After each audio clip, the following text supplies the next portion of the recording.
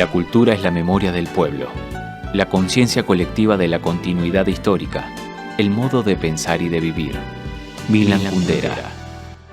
Nicolás Gort, ¿cómo le va? Buenas tardes. Buenas tardes, bueno, a todo ritmo me recibe Pablo. Sí, claro, porque es viernes hoy aparte. ATR, ya está bien, el cuerpo lo sabe, esto ya son los lugares comunes a los que uno debe siempre arribar para poder afrontar el fin de semana. Sí, hoy nos preguntábamos hace un ratito en un corte, me dice Gastón, ¿qué haces hoy? Digo, en casa, claramente.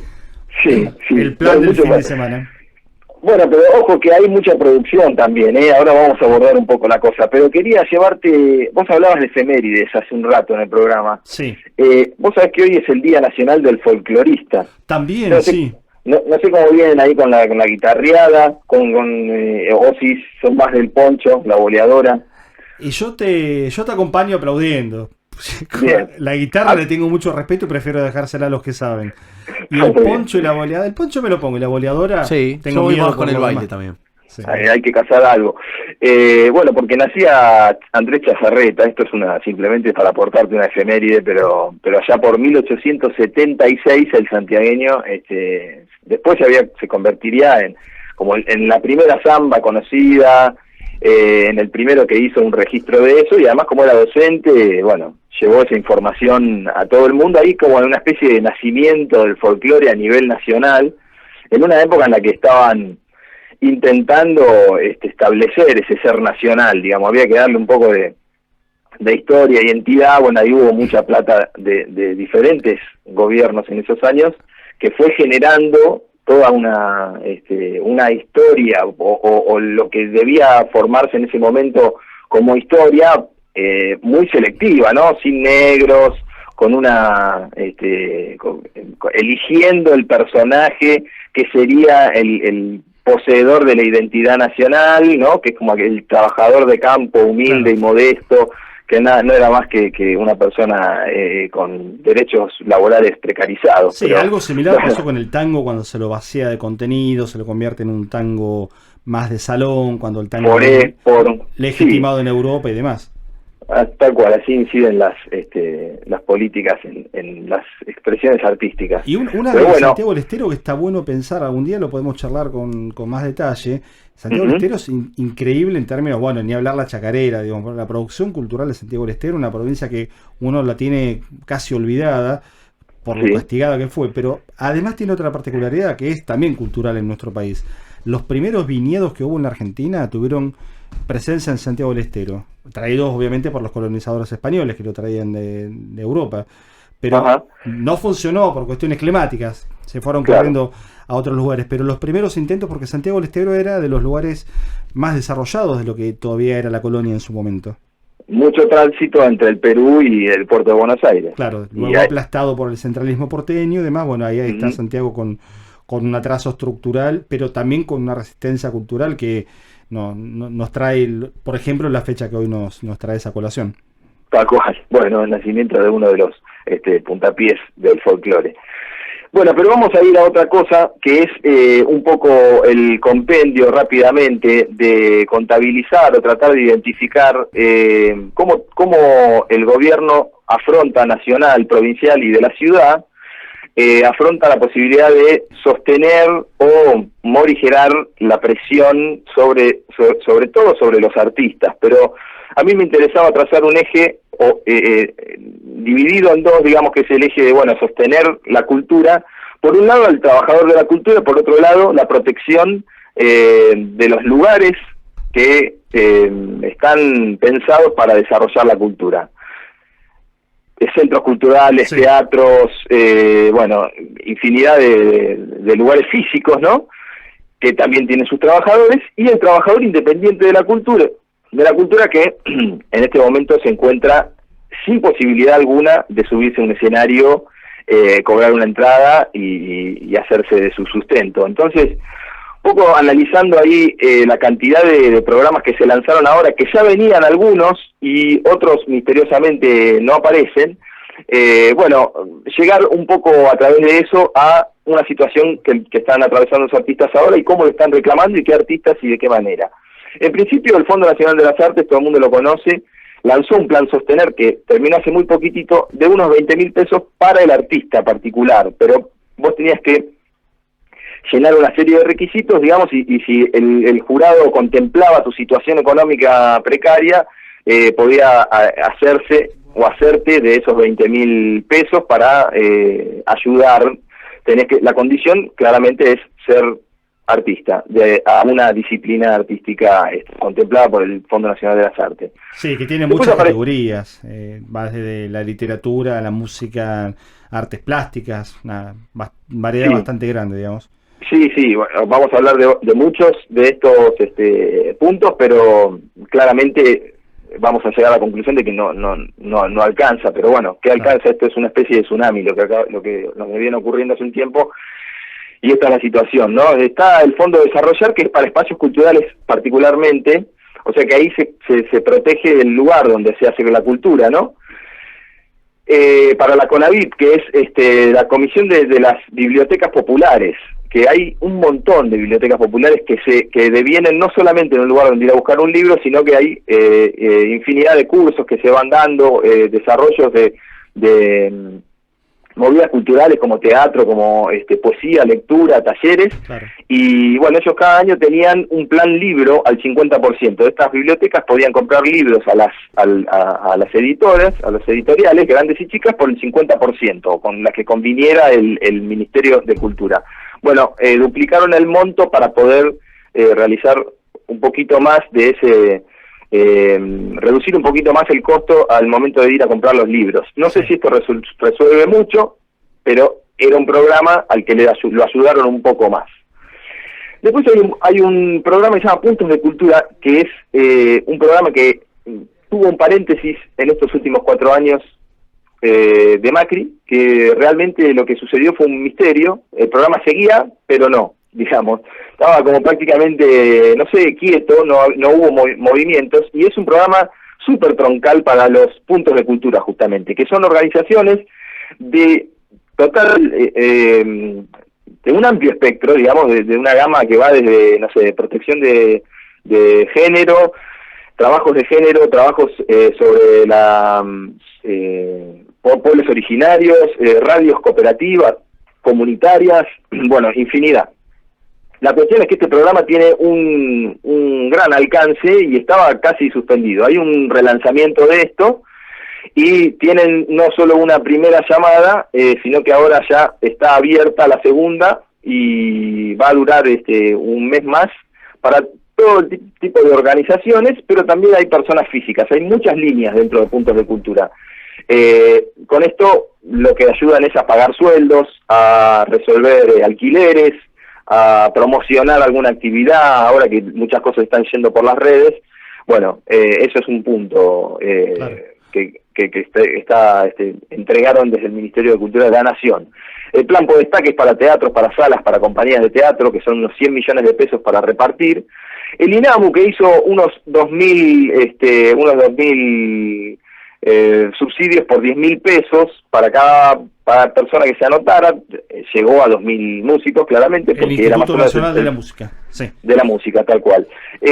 Sobre todo para categorías de monotributo C y D, porque las A y B se supone se contemplan en otros subsidios, también está el IFE, y el Teatro Cervantes lanzó una especie de concurso para obras inéditas, que se estrenarán, obras cortas que se estrenarán cuando termine todo esto, digamos. Se hace un concurso, hay un jurado, se gana, se paga, y cuando termine todo esto se estrenarán y las podremos ir a ver, imagino yo. Una especie de compra futura de cultura subsidiada claro. A partir de un concurso, digamos. Sí. Cuando se pueda se verá. Creo que se elegirán 20 obras inéditas y cortas, de media hora creo máximo de duración, era por ahí 20 minutos, media hora tenían que durar. Está bueno que el Cervantes tenga iniciativas de ese tipo, porque además uno imagina que puede acercar un público que tradicionalmente al Cervantes no llegaba. No, claro, con los formatos cortos es como muy contemporáneo, muy de un lenguaje más actual, ¿no? Como si fuese de sitcom, no sé. Sí. Hay que ver cuál es el resultado también y cuál es la elección del Teatro Cervantes y del jurado. Sí, pero está bueno, sí. Digo, más allá del riesgo artístico, que los teatros nacionales, en este caso los Cervantes, tengan una apuesta por la innovación que por supuesto tienen que estar los clásicos o los consagrados, está bien, pero digo, hay nuevas propuestas que tienen que abrirse paso de alguna manera y pueden convivir, me parece. Sí, sí, claramente. Bueno, vamos a nivel ciudad. Está el Fondo Metropolitano de Cultura, las Artes y la Ciencia, que destinó un poco más de, bueno, a 39 millones más o menos, para el funcionamiento de espacios de creadores, de formación y de capacitación. O sea, en ese pozo, que parece mucho quizás, pero es lo que se hace casi todos los años, se establece ahí una posibilidad del Fondo Metropolitano para artistas a tratar de acceder. Sobre todo le dan mucha bola a los proyectos que tengan alguna injerencia o incidencia social o en barrios marginados o con pocas posibilidades económicas. Después está el Ministerio de Cultura, lo que hace siempre, que es el Va Música, el Va Milonga, Pro Danza, Pro Teatro, que es a partir de un proyecto particular de música en vivo, de un lugar que quiere hacer una milonga, o de una obra de teatro o de una obra para danza, bueno, te dan un dinero que serviría en el caso de contraprestación o sea, es para incentivar el arte en vivo, ¿se entiende? O sea, el músico de ahí puede pagar su flete, su sala de ensayo, su prensa, su salario, ¿por qué no? Pero bueno, son programas que ya venían estando, digamos, la ciudad no está proponiendo mucho, sinceramente, y de hecho lo más importante, que venía pagando más cosas, está ausente todavía. Yo he hablado con gente de mecenazgo que dicen, mirá, no tenemos un momento de lanzamiento, que es la ley de mecenazgo. Es una ley que traspasa dinero del pago de ingresos brutos a proyectos culturales de toda índole. Bueno, que movía bastante, la verdad, dinero y daba mucha posibilidad a los artistas, y ahora eso ha desaparecido, no se ha reformulado. Tenía unas modificaciones para hacer este año puntualmente, que iba a favorecer la cantidad de aportes, porque la gente particular iba a poder degravar sus ingresos brutos directamente y totales, cosa que no pueden hacer las empresas, y no quedó ahí, digamos, en letra muerta. No se sabe cuándo va a abrirse el mecenazgo. Y bueno, y a nivel provincia, la verdad que también es muy poquito lo que se pudo hacer, que es una especie de concurso para quienes habían estado en alguna actividad de la provincia de Buenos Aires, siendo convocados por los municipios.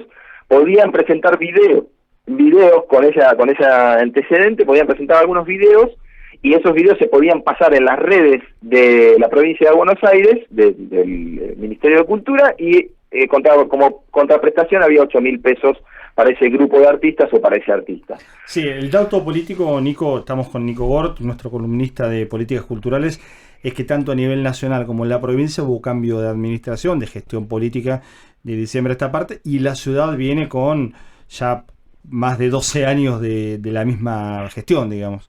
Sí, sí, claramente. Digo, y para lo que había en cuestión de dato político concreto, por ejemplo, a nivel nacional, el 9 de diciembre no había Ministerio de Cultura, el 10 de diciembre vuelve a esa jerarquía y la cosa pues se pone en marcha con estas características, no hoy todo atravesado por la pandemia, claramente. Tal cual, tal cual. La provincia además tiene mucha injerencia en la cuestión cultura cada uno de los municipios. Los municipios deciden mucho respecto de qué hace cada Secretaría de Cultura dentro de las ciudades. Claro. Entonces, quizás no es tan vertical como es en la ciudad de Buenos Aires. La provincia depende mucho de las intendencias. De hecho, hay ahora un reclamo de colectivos escénicos, de artistas escénicos, de Vicente López, que hoy estuvimos hablando con Gabriel Penner, es uno de los dirigentes que han elevado un petitorio, juntaron firmas, porque nada ha aparecido del Ministerio de Cultura de Vicente López para resolver ninguna realidad de los artistas de la ciudad. Y bueno, la verdad es que hay hubo despidos en José Cepaz de la orquesta de la orquesta del municipio.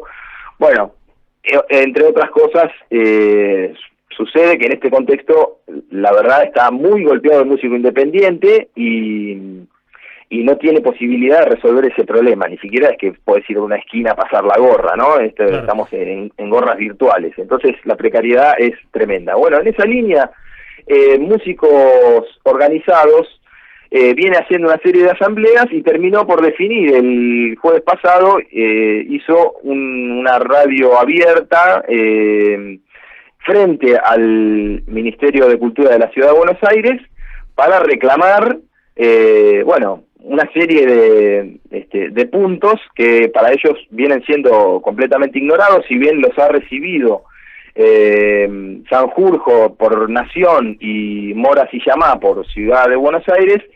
Ninguno de ellos han tenido más conversación a nivel de Nación, pero de Ciudad le dijeron ya directamente, miren, no habrá más nada para hacer, y a nivel nacional, se están barajando quizás no tan específicamente cuestiones con los músicos, pero sí lo que pretenden es como cubrir un poco más el espectro con el resto de las líneas de subsidio.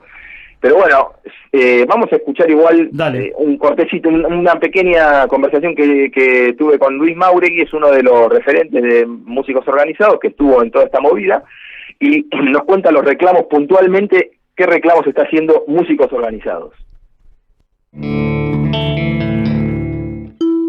En la asamblea lo que votamos es un pliego de reivindicaciones que consiste, básicamente los puntos son una compensación económica de 30.000 pesos mientras dure la emergencia sanitaria, un circuito de música online, después una exención del pago del monotributo. Bueno, muchos artistas independientes somos monotributistas y obviamente no estamos faltando a nadie. Entonces, que es una exención mientras dura eso. Un impuesto a las OTT, como Spotify y demás plataformas que obviamente en esta situación particular le están levantando en pala.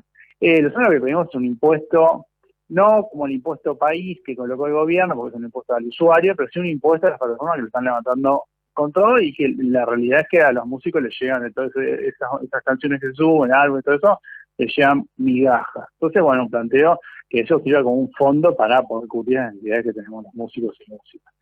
Esos son los 4 planteos generales que fuimos votando y refrendando asamblea tras asamblea. Bueno, Nico, clarísimo el reclamo. La verdad que... Bueno, así para cerrar rápidamente, porque ya estamos súper cortos, sí. Esto es un reclamo de fondo y de urgencia. De fondo es que las OTT, que es Spotify, ¿viste? Se revise qué es lo que pagan por lo que producen y por el dinero que levantan a partir de tener esas plataformas, claro. Pero además una compensación económica como urgente para todo el mundo que se quedó sin trabajo. Bueno, no sé cuál será el resultado de esa negociación. Siguen las asambleas, probablemente haya un frente de más artistas próximamente reclamando, y quizás veamos más manifestaciones con distancia social por el lado de los artistas que están bastante complicados. Nico, completísimo, como siempre. Abrazo grande y en la semana la seguimos. A ver si te das una vuelta por acá también, ¿eh? Sí, Pablito. Yo espero la semana que viene estar por ahí y saludarlos en persona. Abrazo grande. Nicolás Gurt, Políticas Culturales en Puro Contenido.